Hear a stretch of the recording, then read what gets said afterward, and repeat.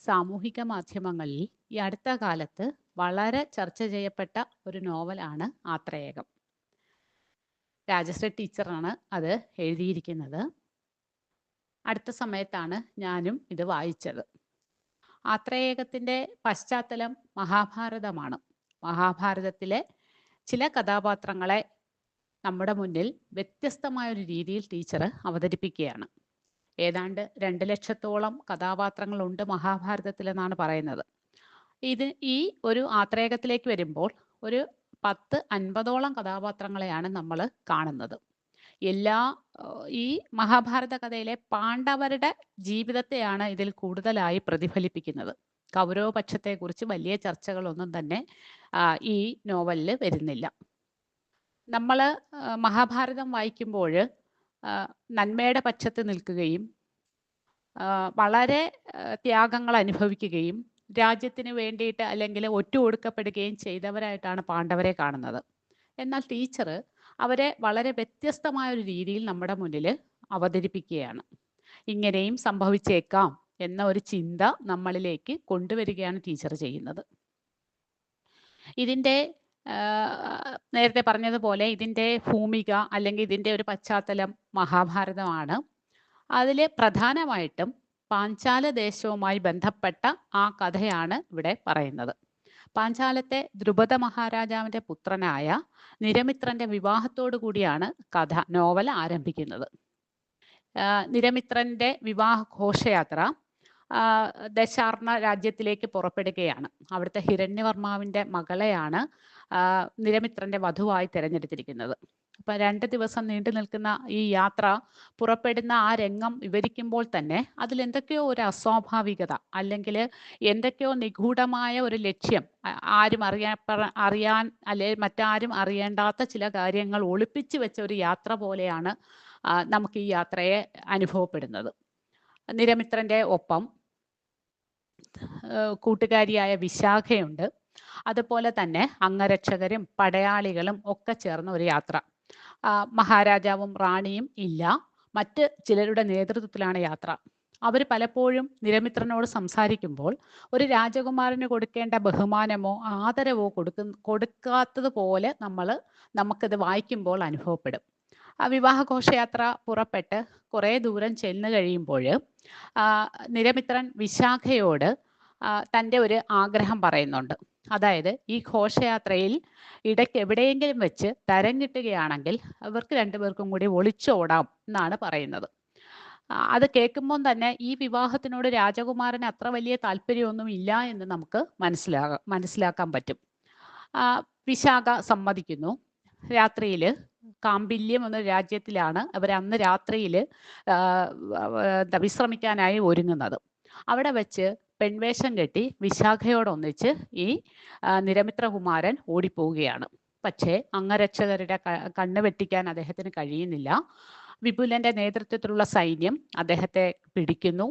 അവിടെ വെച്ച് വിശാഖയെ കാണാതാവുകയും ചെയ്യുന്നു. വിശാഖയ്ക്ക് എന്ത് പറ്റി എന്ന് അടുത്ത അധ്യായങ്ങളിലൊന്നും തന്നെ കഥാകൃത്ത് പറയുന്നില്ല. നിരമിത്രനെ തിരിച്ചു കൊണ്ടുവന്നു. ദശാർണ രാജ്യത്തെത്തി. വിവാഹം കഴിഞ്ഞു.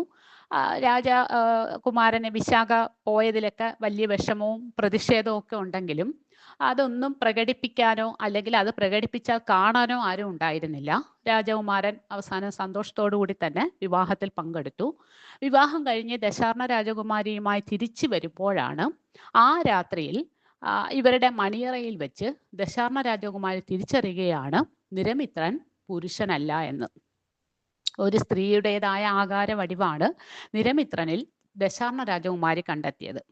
അപഹസിക്കപ്പെടുകയും അല്ലെങ്കിൽ താൻ ചകിതയായി പോയ ആ പെൺകുട്ടി തൻ്റെ ഒപ്പം വന്ന അംഗരക്ഷകരോടൊപ്പം ആ രാത്രി തന്നെ നിരമിത്രകുമാരനെ ഉപേക്ഷിച്ച് ദശാർണത്തിലേക്ക് തിരിച്ചുപോയി തൻ്റെ പിതാവായ ഹിരണ്യവർമാവിനോട് ഈ കഥ വെളിപ്പെടുത്തുന്നു. വഴിയിൽ വെച്ച് വിവാഹബന്ധത്തിൽ വന്ന ഈ പാകപ്പിഴയുമായി മകൻ, അതായത് നിരമിത്രകുമാരൻ ദ്രുപദ രാജ്യത്ത് എത്തിച്ചേരുന്നു, പാഞ്ചാല രാജ്യത്ത് എത്തിച്ചേരുന്നു. അവിടെ വെച്ച് ദ്രുപദ മഹാരാജാവിൻ്റെ കോപത്തിന് നിരമിത്രൻ ഇരയാകുന്നു.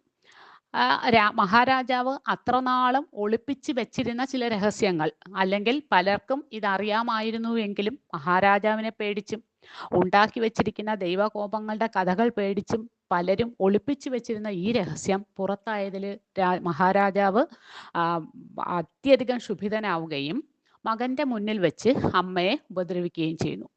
ഇത് കണ്ടു നിന്ന നിരമിത്രൻ അസഹ്യമായ വേദനയോടുകൂടി താൻ അവഹേളിക്കപ്പെടുന്നത് ഇനി തനിക്ക് ആത്മഹത്യയല്ലാതെ മറ്റൊരു മാർഗവും ഇല്ല എന്ന് മനസ്സിലാക്കി ആ രാത്രി അവിടെ നിന്നും ഓടിപ്പോവുകയാണ്. അങ്ങനെ നിരമിത്രകുമാരൻ എത്തിച്ചേർന്ന സ്ഥലമാണ് ആത്രേയകം. മഹാഭാരതത്തിൽ ഒരിടത്തും ഇങ്ങനെ ഒരു സ്ഥലത്തെക്കുറിച്ചുള്ള സൂചനകൾ കാണാൻ പറ്റില്ല.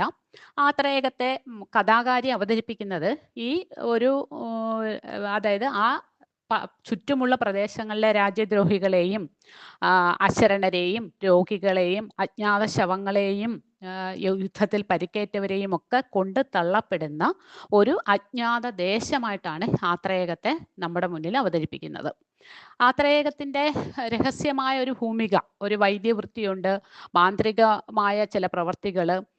എന്താണ് ഇത് ഈ ഒരു രാജ്യം എന്ന് പറയുന്നത് ഹസ്തിനപുരത്തിനും പാഞ്ചാല ദേശത്തിനും രണ്ടുപേരും അവകാശം പറയുന്ന ഒരു സ്ഥലമാണ്. പക്ഷേ രണ്ടു കൂട്ടരും അവിടെ വലിയ ശ്രദ്ധയൊന്നും കൊടുക്കാറില്ല. ചുറ്റും കാട് പിടിച്ചു കിടക്കുന്ന ഒരു സ്ഥലം. ആ ഒരു സ്ഥലത്തിൽ എത്തിച്ചേർന്ന ഈ നിരമിത്രകുമാരനിൽ നിന്നാണ് ഈ കഥ തുടർന്നു പോകുന്നത്.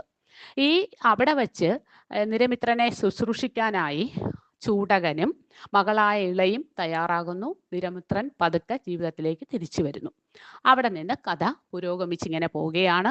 ഈ പോകുന്ന പോക്കിനിടയിൽ മഹാഭാരതത്തിലെ നിരവധി കഥാപാത്രങ്ങളെ നമ്മൾ കണ്ടെത്തുന്നു.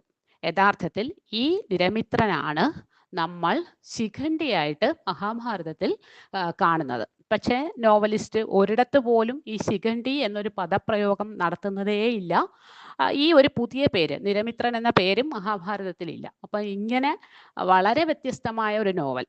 ഇത് കഴിഞ്ഞിട്ട് കുറച്ചുകൂടി വരുമ്പം പാണ്ഡവരെ കുറിച്ചൊക്കെ പറയുന്ന ഭാഗങ്ങളിലേക്ക് വരുമ്പം ഈ പാണ്ഡവരെ സംബന്ധിച്ച് നമ്മൾ അതുവരെ കണ്ട മഹാഭാരതത്തിൽ കണ്ട പാണ്ഡവരിൽ നിന്ന് വ്യത്യസ്തരായിട്ട് സ്വാർത്ഥ ചിന്തയും അതേപോലെ തന്നെ രാജ്യമോഹവും ആരോടും പ്രത്യേകിച്ച് മമതയും ഒന്നുമില്ലാത്ത, സ്വന്തം മക്കളോട് പോലും അത്രയധികം സ്നേഹം കാണിക്കാത്ത ഒരു വിഭാഗമായിട്ടാണ് പാണ്ഡവരെ അവതരിപ്പിക്കുന്നത്.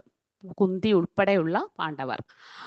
അത് വായിക്കുമ്പം നമ്മൾ അർജുനൻ്റെ തന്നെ മറ്റു ഭാര്യമാരായ ഉലൂപി, അതേപോലെ തന്നെ ഭീമന്റെ ഭാര്യയായ ഹിഡിംബി, ഇവരെയൊക്കെ എന്താണ് നാഗരാജാവായും അല്ലെങ്കിൽ നാഗരാജ്യത്തെ രാജകുമാരിയായും രാക്ഷസ എന്താണ് പിന്നെ വനത്തിലെ അസുര സ്ത്രീയായുമൊക്കെയാണ് ഇവരെയൊക്കെ അവതരിപ്പിക്കുന്നത്.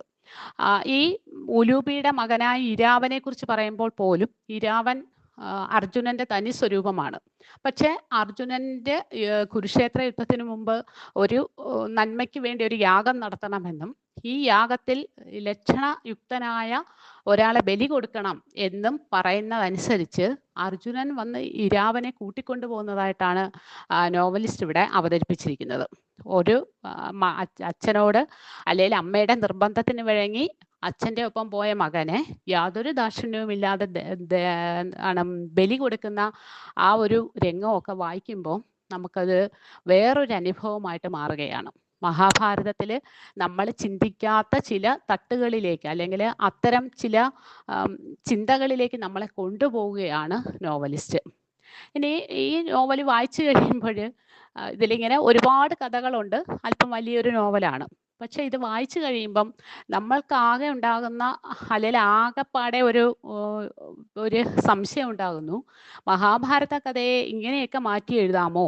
ഇങ്ങനെയൊക്കെ മാറ്റി എഴുതിയാൽ ആ കഥയുടെ മൂല്യത്തിന് ഒരു ച്യുതി, ഒരു നാശം ഉണ്ടാവുകയില്ലേ?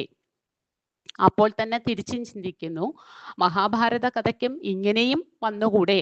ഇപ്പം ഒരു പക്ഷത്തെക്കുറിച്ച് എപ്പോഴും നമുക്ക് ഏത് ഭരണം അല്ലെങ്കിൽ ഏത് ഭരണാധികാരിയാണെങ്കിൽ പോലും പലപ്പോഴും നമ്മൾ കാണുന്നത് കുറേയധികം സ്തുതി പാഠകരുടെയും അതേപോലെ തന്നെ പിന്നെ അപദാനങ്ങൾ പാടിപ്പുകഴ്ത്തുന്നവരുടെയും പിന്നെ കഥാകാല സംക്ഷേപം പറഞ്ഞ് ഉയർത്തിക്കാട്ടുന്നവരുടെയും ഒക്കെ പിടിയിലാണ് പലപ്പോഴും ഭരണാധികാരികൾ. അതുപോലെ ആരൊക്കെയോ പാടി പുകഴ്ത്തിയ കുറേ കഥകളാണ് നമ്മളിവിടെ കേൾക്കുന്നത്. അങ്ങനെയുള്ള ആ കഥയിൽ ഇത്തരം ചില വ്യത്യസ്തതകൾ, അല്ലെങ്കിൽ ഇങ്ങനെയും ചിന്തിക്കാം എന്ന ഒരു ചിന്ത ഈ ഒരു നോവല് നമ്മുടെ ഇടയിലേക്ക് കൊണ്ടുവരുന്നുണ്ട്. അതേപോലെ തന്നെ മറ്റ് ഒരു ചിന്ത വന്നത്, മഹാഭാരത കഥയെ ഇങ്ങനെ എത്രയെല്ലാം രീതിയിൽ നമുക്ക് മാറ്റി എഴുതാൻ സാധിക്കുന്നു എന്നതാണ്. ഒരു കൃതി എഴുതി കഴിഞ്ഞാൽ അത് എത്ര മഹത്തരമായതുകൊണ്ടാണ് അതിന് ഇത്രയധികം പാഠഭേദങ്ങൾ ഉണ്ടാകുന്നത്. വേറെ ഒരു കൃതിക്കും ഉണ്ടാകാത്ത തരത്തിൽ ഓരോ വ്യക്തിയെയും എടുത്ത് ആ വ്യക്തിയെ പ്രധാന കഥാപാത്രമാക്കിക്കൊണ്ട്, ഒരിടത്തും നമുക്ക് ശിഖണ്ഡി എന്നൊരു വ്യക്തിയെ നമുക്ക് പ്രധാന കഥാപാത്രമായിട്ട് വേറെ ഒരിടത്തും നമ്മൾ കാണുന്നില്ല. പക്ഷേ ആ ഒരു കഥാപാത്രത്തെ പോലും എടുത്തുകൊണ്ട് മനുഷ്യ മനസ്സിൻ്റെ സങ്കീർണതകളും അവൻ്റെ ആത്മസംഘർഷങ്ങളും അവൻ്റെ ഒറ്റപ്പെടലും വേദനയും, എവിടെയും പരിഹസിക്കപ്പെടുകയും അപമാനിച്ച് മാറ്റി നിർത്തപ്പെടുകയും ചെയ്യുന്നവൻ്റെ, അല്ലെങ്കിൽ ഭിന്നലിംഗത്തിൽ, ഭിന്നലിംഗം എന്ന് പറയാൻ പറ്റില്ല, ഇപ്പം ട്രാൻസ്ജെൻഡേഴ്സിനൊക്കെ വളരെ വലിയ സാമൂഹിക പദവി, അല്ലെങ്കിൽ എല്ലാവരെ പോലെയുള്ളൊരു സാമൂഹിക പദവിയൊക്കെ നൽകുന്ന ഒരു കാലത്താണ് നമ്മൾ ജീവിക്കുന്നത്. അപ്പം അവരനുഭവിക്കുന്ന വേദന എല്ലാം വളരെ ഭംഗിയായിട്ട് ഈ ഒരു നോവലിൽ അങ്ങനെ അവതരിപ്പിച്ചിരിക്കുന്നു. ആ മഹാഭാരതത്തിൻ്റെ മഹത്വം ഒന്നുകൂടി ഉയർത്തിപ്പിടിക്കുന്നു ആത്രേയം എന്നുള്ളതാണ് അതിൻ്റെ ഏറ്റവും വലിയ സവിശേഷതയായിട്ട് എനിക്ക് തോന്നിയത്.